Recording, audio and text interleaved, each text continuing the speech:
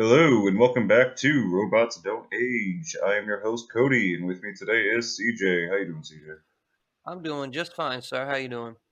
Been in a really good mood lately. Not doing a whole lot creatively, mostly just taking a break and playing a lot of video games. Actually, Mountain Blade 2 in particular. I basically have to make up for 101 hours of one save game, so I've been slowly rebuilding that. But you know what? It doesn't really feel like it's pain in the ass at all. It's just been a lot of fun. I'm having a great time replaying it. Other than that, Maneater. Got all the way up to level 30. Still have a few more missions to do before I completely beat it, but I'm having a great time. The lock on system is completely awful. It's the worst part of the game, and it's crashed quite a few times when I've used the bioelectric shark option, which I think is kind of weird. I feel like that game should be optimized plenty well for what it is. But other than that, I've been playing Fallout 76 with you, but those have been the main video games. Yeah. So the funnest part of 76 for me is actually hunting down the cryptids that come from, real life legend. So like the Mothman, the Flatwoods monsters, Grafton monster. It's a pretty cool game to just explore the real life lore they put into it. And if you're a fan of history, there's some Civil War museums in that game. I know as far as your Mountain Blade game goes, I like Mountain Blade because they seem to use somewhat real HEMA fighting techniques, which is cool to me. Because uh, maybe not back when I was playing games like Skyrim and your basic sword slashers, but I noticed more recently as I watch HEMA videos, which is the actual sword fighting martial arts of historical Europe around the medieval through the Renaissance. You get to notice that, like, when you play Skyrim, there's a lot of weird decisions they make with the animations, I guess, to make it look more powerful, such as, your character move his shield behind him when he hits. So it's like a breath of fresh air when you play games like Mountain Blade, and especially I'll always champion Kingdom Come Deliverance for its combat. It's pretty cool. It's frustrating, but it's a nice, it has like elements from Skyrim. I played a lot since it's not my usual cup of tea, and be like, oh, this is like if Skyrim was grounded in the real world. But other than those two games, I know I have been playing some of a lot of what our discussion is going to be about. That's the Outer Worlds. I fucking love Outer Worlds. I can't wait to get to that part. But since you mentioned Skyrim, actually, I did do a playthrough of the main storyline of that, and I did the magic playthrough, where pretty much just main magic. Occasionally, you bring out a blade if you need to, but I just didn't get as much gratification out of it. I feel like, I mean, the magic's fun and all, and it's nice to go around throwing fireballs, but the animations for it are kind of lacking. You're just doing the same thing over and over again. I mean, still probably going to finish the DLCs because I've never beat Dawnguard and all those, but it's going to be worth checking out, I think, just to keep going. See, that's where the mod community is your friend, especially if you have a PC port, which it's ultra easy to get. They're I usually mean, I do have always the cheap. PC version. So yeah, mods would be your friend in that regard. There's just there are the lore friendly mods to where it still feels like you're playing an Elder Scrolls game, but it's more like you could have newer mechanics to the way your spells are cast. The animations won't be as bad.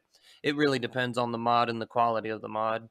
But yeah, Skyrim for me is a must mod game, kind of like Fallout New Vegas. It's great vanilla, but the mods that you can find for those two games are pretty great and can really change your experience for them.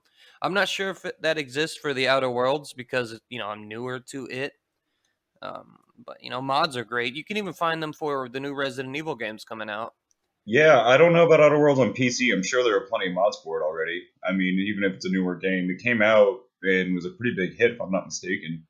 So I know a lot of the best mods. They don't. They. I mean, I guess it depends on what your mod is for. If you don't mind breaking your immersion to the game or the game itself, you could just get these endless. I mean, you saw my Bostonian chickens that use the voice from Nicolo from the infamous Slap Chop. Fucking, fucking, Fucking. fucking. Just you could have those kinds of mods. They even have mods where you can grow your own little marijuana farm in that game. I've always been a huge champion of mods. I love modding. That's like 9/10 of why I like PC gaming is the mods.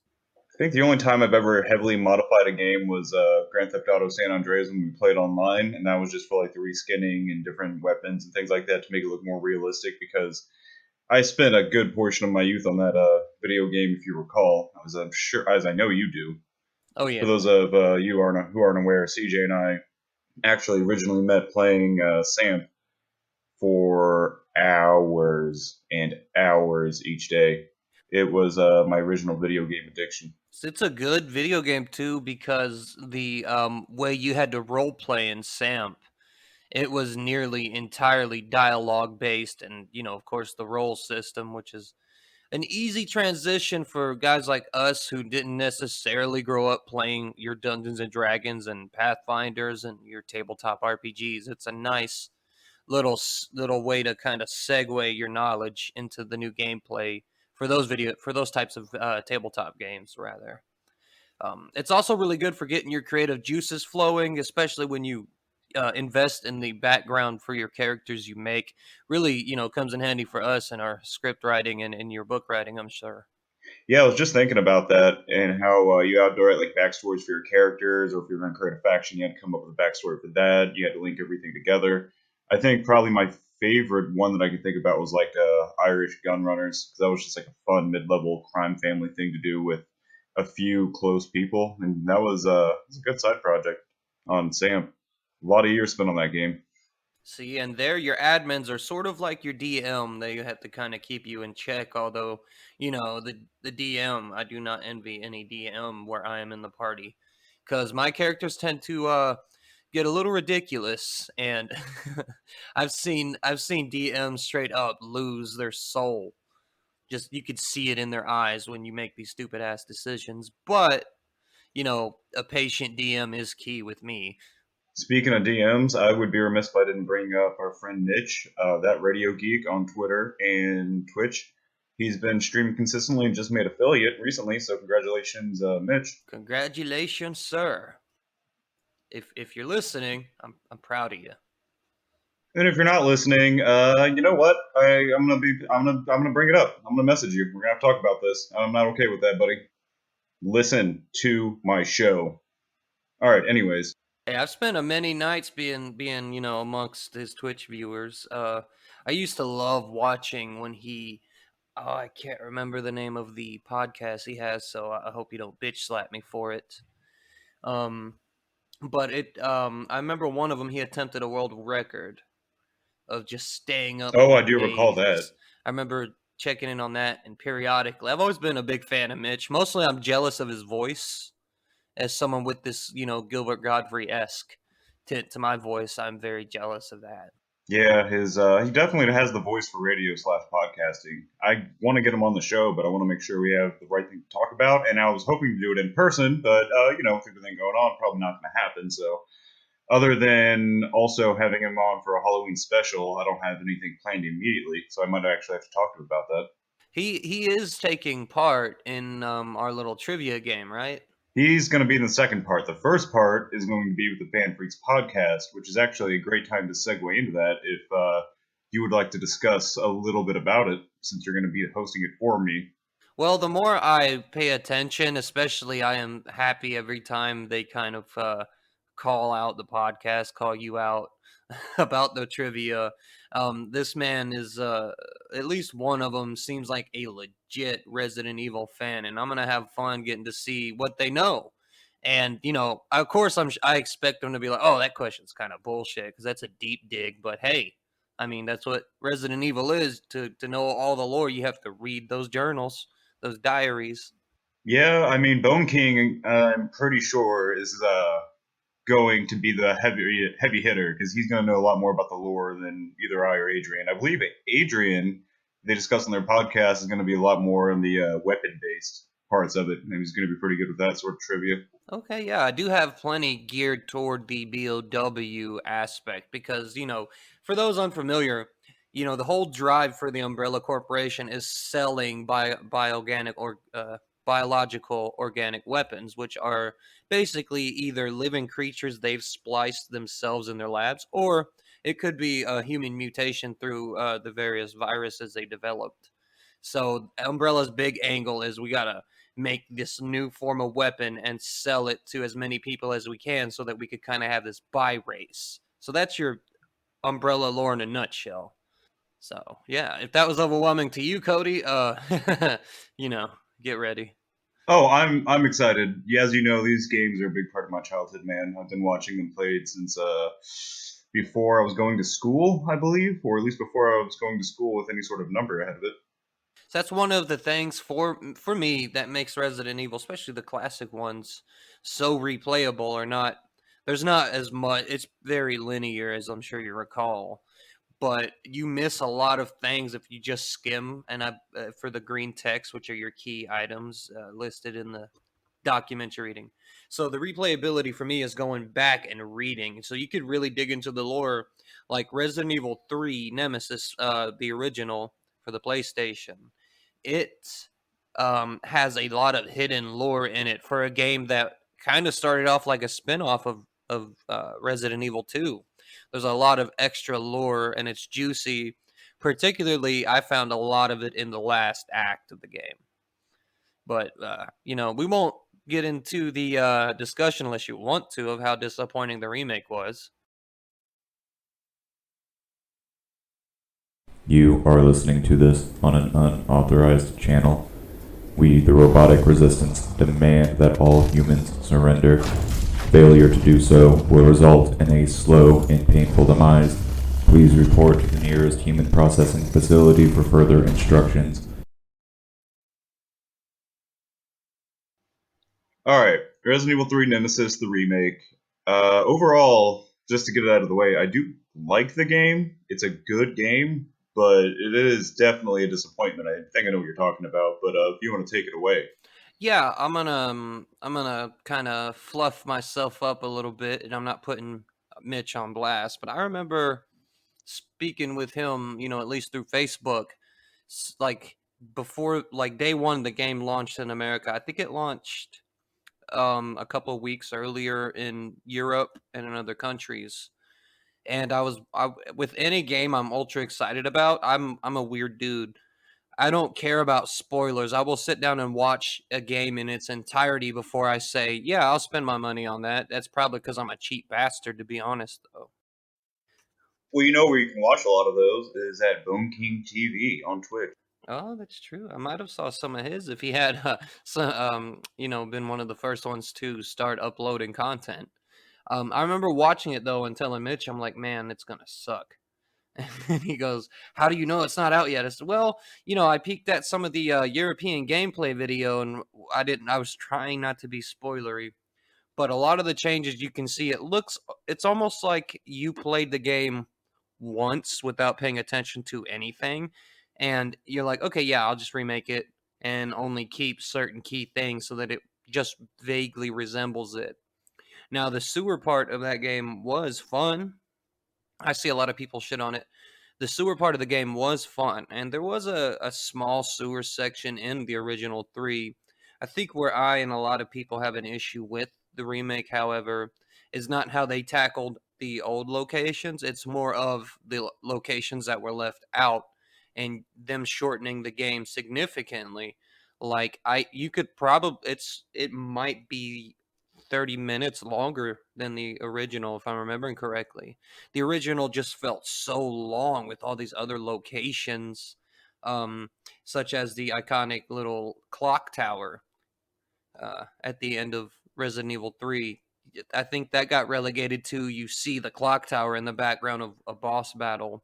And it was kind of heartbreaking, but I kind of knew what was up around the time they announced the Project Resistance game, which never looked appealing. I played it a little bit. There's a funness to it. I'm not going to say it's a shitty game. What I'm maybe the better appeal to it is, you and a group of four friends play a few rounds. You alternate who is, I forget what it's called, the little proprietor of chaos, as it were. Yeah, the Wesker ripoff mastermind. I don't think I have enough friends that hate themselves enough to own this game. If I'm being honest with you. I try not to shit on other people's creative process, but Resident Evil Resistance was a rough miss for me. But no, Resident Evil 3, I mean, I really like the remake, but I see your points. It's not a great game. The first part of it's way too short. You get chased by Nemesis for nearly the entire thing, so you can't explore the city at all.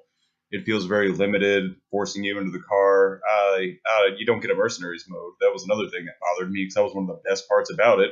And after the Resident Evil 2 remake, how are you going to give us something that's just not up to snuff? I mean, I was just thinking about this earlier, and I'm re-downloading the RE2 remake because that is a perfect game. I love everything about that game, minus that one small section of Claire's playthrough we got to be Sherry, but that's just because it's frustrating.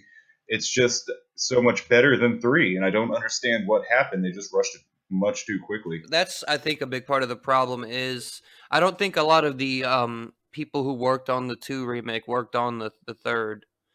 And also, the second remake had a lot of passion behind it. I remember, I can't recall his name. He's one of the top people of Capcom who really championed it, and he had the famous "We Do It" shirt. Um, so they had a lot. There was a lot of care, time, and stuff put into it. The good part was they already had a great engine from Resident Evil 7, the RE engine. But for me, 3, I really noticed before it was released when you see Nemesis' new capability, which is really just a callback to the exploding head Las Plagas from Resident Evil 4, which, as you know, is my least favorite Resident Evil game.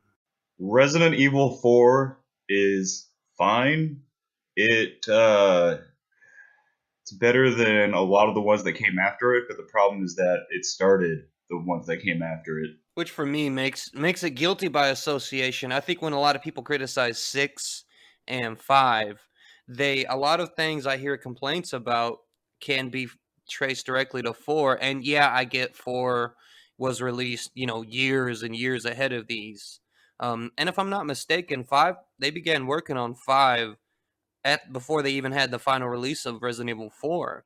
My problem with 4 was their big shift. That was the game, people point to Code Veronica. However, Code Veronica still retained a lot of the essence of the classic Resident Evil gameplay. It could be due to the outdated fixed camera, which I personally think could still work if done correctly. But Resident Evil 4 really began this trend of action where it really became like the films, where it was, all your substance was in the action. A lot of the story suffered through it, and you get a lot of characters people don't care for. Nobody likes Ashley. Hunnigan. She didn't have much of a time to shine. I agree. I don't. All right, so going back to Veronica X, I love Veronica X. I have very fond memories of playing that game, and I definitely bought it when it came out on the PS4 as soon as I could. I remember very vividly being on the plane to Alaska, and you're fighting, I believe it's a tyrant, and you have to basically just shoot him like off the back of the plane, and he just falls to his death. I can't remember this fucking trivia is gonna be so difficult. But yeah, I remember beating that part for my mom because she could figure it out. And, like that example was just it's just a fun game. Other than they did another one-off character with Steve, which when you look back at it is a very irritating problem that they do with these characters, and I never really put too much thought into. But as Bone King pointed out, very valid. And when 4 leaned more towards the action like the films, I mean, I think we both agreed on it. The films aren't what they should be, especially not in later installments when psychic powers and multiple clones get involved. But again, I don't want to too deeply critique someone else's creative work. Oh no, I as a diehard fan of the game series, I am all for critiquing the films, because if I don't care if you are a well established script writer and director, and a great one like Paul W.S. Anderson. If you take something I love that you inherently don't care about, and you not only shit on it, you shit on your source material, as you establish sequels, you manage to shit on the prequels to said sequels and insult. If I'm just a fan of the movies, I would have felt insulted by a lot of the decisions to, you know, I don't want to reveal any spoilers because I do enjoy these movies for what they are, stupid action movies. I don't like to call them Resident Evil because it's similar with my issues with 3. 3 for me didn't have any essence of Resident Evil in it. It had some sprinkles of Resident Evil references. Now, Code Veronica is a huge fan favorite game, and hopefully Hollywood leaves it alone, even though there were several callbacks to it, such as Alice doing the iconic pistol drop and grab just as it hits the ground that Claire did. Um, Other than that, though, Code Veronica was a huge favorite, and it managed to not keep a ton from the originals. Umbrella wasn't as, I mean, of course, it was very prevalent to do with the Ashford twins. However, it narrowed the scope from this whole Umbrella operation to this family on the island. Now, for me, what sold me on the game, and because this is going to counter the point I just made, is because the cover has Chris, Claire, and Wesker. And as a huge fan of Resident Evil, you know, in the first one, um, I don't recall any outright mentions of Claire. However, the second one, obviously, that's a big driving factor for Claire. She's in town to visit her brother, and he's gone missing during all of this chaos and outbreaks. So it was a really cool thing for me, and I'm sure a lot of people, I'm sure it was for you too, to finally have this reunion of sorts. Plus, you see Wesker on the cover and not knowing anything about the game, you're like, oh, I thought he was dead. What happened? Because it was never outright discussed or said by Capcom he came back or what happened. Oh, you mean Wesker, the fucking T900? Because he's not quite liquid metal in that, but he moves a lot quicker than T800, man. I just remember, like, facing off against him in front of the mansion, not mansion, whatever the main building is, and you're just looking at him, and his eye gets like that red little dot, and you're just like, shit, that's not Wesker anymore. You see, that's there's a fine line they had with that, and what they did with Wesker and Code Veronica, in my opinion, was just on the line of okay, because he wasn't terribly OP. It looked like Alexa could have whipped his ass. And if you remember the part I'm talking about, they have this huge, awesome fight in this, like, it's like a part of a mansion that they constructed on the island for simulation purposes. So her and Wesker kind of battle out, flames everywhere. Chris and Claire's kind of like, oh shit.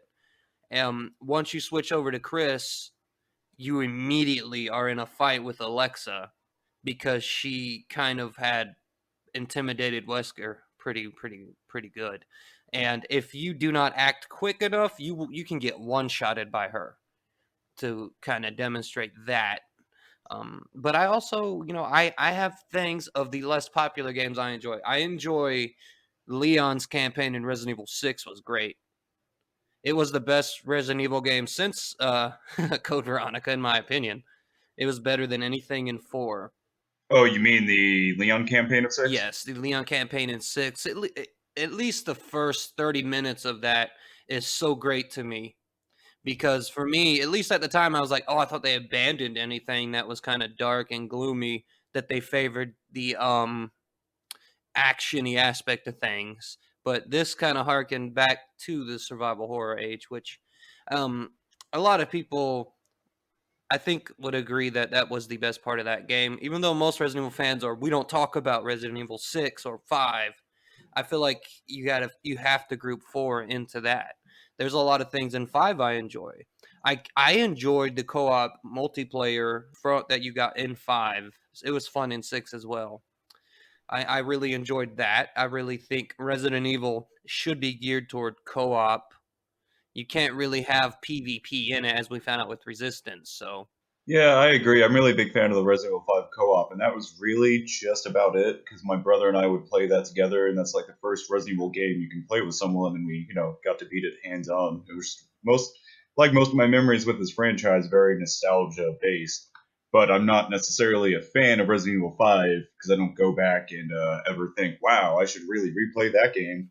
And with Resident Evil 6, I keep like blacking out the memories of playing it because I just I don't care to remember. I From what I did beat, it's just fine. It's bland. It's a The only story. reason I feel to really play Resident Evil 5 is for that the fight scenes of Chris and Wesker for me were great. Even that's what made me enjoy Resident Evil Afterlife, the film. It took the fight scene from Resident Evil 5 where Wesker throws his sunglasses. It was for me a cool fight scene in the game, and it made me like that film a little bit more. As much as I'm not sure how I feel about their treatment of those characters. I'm pretty sure I'm upset with it. I'm pretty sure I'm not okay with the way they treated those characters. I don't get the point. I mean, I'm not nowhere near the caliber and don't claim to be nowhere near as good as anyone who's worked on these films. Let me just go ahead and get that out there. I know where I'm at. I know I suck. But let me just go ahead and say, what the fuck did you build Wesker up like that for just to kill him with a door? With a fucking door! It was a door. Oh my god! Alright, look, spoilers for these movies, because I'm gonna be honest with you, just don't do it. I always tell people I like the first 2.5, because as soon as you get to the point where she's using her fucking mind in the third one, I can't do it. I can't handle it. I don't like it. Okay, I have to, as a creator, I mean, you discussed this, I try to learn about storyboarding. So I try to wonder how his character arc might have been storyboarded or at least sold. It's like, we'll have him come in, he'll appear just briefly in Resident Evil Extinction to kind of intimidate the bad guy, the lead scientist, I forget his name. And then he'll make a big appearance in a later movie to where he's the main antagonist. He's buff, he's got the powers, his eyes glow, he has a spider come out of his mouth. You know, you take all this, and he dies in a kind of weak way in that film as well, but at least they had a good fight scene. So he goes from being this big badass to the next time you see him, he's trying to help you save humanity in Washington, D.C. And I mean, it's hard for me to remember because I don't think it's directly there except maybe one line of dialogue. Oh, I can't remember the Resident Evil film that had Leon. I can't remember the name of that one anymore. Afterlife, Retribution, the one in Japan with product placement. No, it was Retribution. That was it. Or the simulation one, I guess. You have this. You have Wesker mention the what happened in DC mentioned very briefly, but by the end of the final chapter, you have it to where now Wesker is working for the scientist that he was, big dicking around in the third movie. He was threatening Homeboy and everything through the what is it called? The holographic meeting they had. And then so I'm going to try to go through the events as I remember them. I know they have an issue with Wesker, and then for some reason they believe that he betrayed Umbrella, and they're in DC at the end of that movie, which is the second to last one, the penultimate. And then with this final movie, they open it up with Wesker betrayed us, and that's it. And there's like Washington DC's wiped out. All the characters from the video games are dead. There was no point to any of the movie before that, other than the fact that Alice was in a simulation and they made money off product placement. Am I wrong? No, you're pretty on the money. And their decision to take most people hated Extinction. Afterlife, had a meh reception. Extinction had a very bad reception. Apocalypse. I like the Mad Max vibe. Yeah, it's just they take one of the lowest hitting movies they made, and they know it was lowest hitting, and they make that the big central focus for what they claimed was the final chapter, which, as we know, they're gonna make 1 million of them. I just really, truly hope when they make another one, they try to do something more horror-focused. It doesn't have to be like the video games at all. That's fine. I understand doing a different story for completely creative different reasons. You don't want to just copy something. But there's a way to just make it scary. That's just just make it a scary movie with some of these monsters in it that focuses on an Umbrella employee or a member of the RPD. It doesn't have to be related to it. You don't have to do the fan service of referencing it because the fans are going to be aware of what you're doing if you just mention the main things like the Umbrella Corporation and the city and what's I don't it can be focused on a background or perfunctory character. It doesn't have to be one of the main ones, in my opinion. It could still be someone doing something in the city. So, and I think what in the first film you had a lot of promise there, especially the whole first film for me was pretty good. I don't know about how I feel about the Red Queen um, aspect, I don't like how they ended it. but I do enjoy the first initial zombie reveal in that lab. I'm not a fan of how they did Lickers, but I am a fan of the kind of mysteriousness they added to it, and which could have been a budget call to save on CGI shots, but it was done, in my opinion, very well. And I like the disparity that they showed happening amongst those Umbrella operatives that are paid by Umbrella to go shut off the Red Hive, to cover their ass. But yeah, I agree that if you're gonna do a spin-offy sort of thing, in my opinion, what you did was, now if anybody makes a movie called Resident Evil, people are gonna think of this. And it's not gonna be, and nothing of the films released thus far, in my opinion, really hold the essence of why the games are so special to so many people. That you know, I could see few promising things in the first film, like I said. And even I, as a fan of Resident Evil Apocalypse, I admit the only reason I like it is because it had, those sprinkled little sprinkles to the fans, which for me is not enough to make me say they're good Resident Evil films. I would much prefer even the fake you remember a few years back, and it resurfaces every so often. There's this fake Netflix poster that comes up. You might see it. I think it's just called ArcLight. Every so often. And there was that fake trailer someone cut, which was done very well. Which if I'm remembering correctly, would have been through the perspective of normal detectives, kind of investigating what the disappearances. So there's 100. Oh, that would have been great. For me, that's why it makes the whole Holy shit. lore so rich. For me, it makes the whole lore so rich because there's so much under it that you can do creatively, and that has been done creatively. It's just with those sort of things, you have to really read into the lore, and it's very linear, which for me makes games like modern games like Skyrim, Fallout, and definitely The Outer Worlds so great, because every decision you make can affect your outcome and your perception to other people. So that is a new thing, and I would like to see it worked into that somewhat. Into the Resident Evil series in terms of video games, yeah. just have the world kind of like craft around your decisions. Because yeah, there's a way to do it. I thought 7 was great because you played as Ethan. You weren't necessarily part of the main story. I wasn't a fan of the Molded being the only enemy, really, but well, other than the occasional bugs. Yeah.